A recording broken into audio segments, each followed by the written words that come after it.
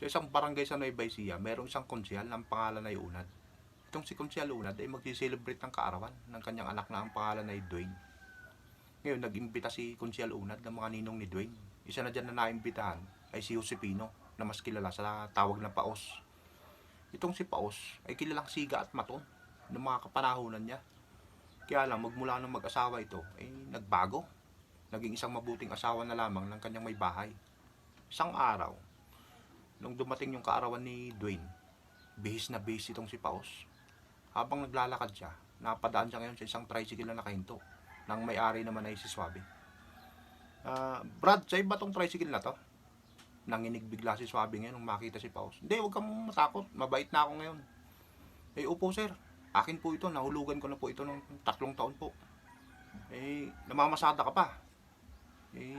Opo sir. Kung gano'n, pakihatid mo ako sa Barangay Marikit. Naku, napakalaki po ng Barangay Marikit. Saan po ba banda doon?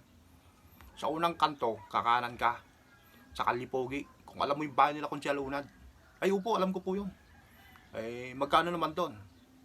Kailan po ba mag-isa? Sabi ni Suabe. Niluloko mo ba ako? Hindi po sir, bakit po? Kung hindi ka sasama, sino magdadrive?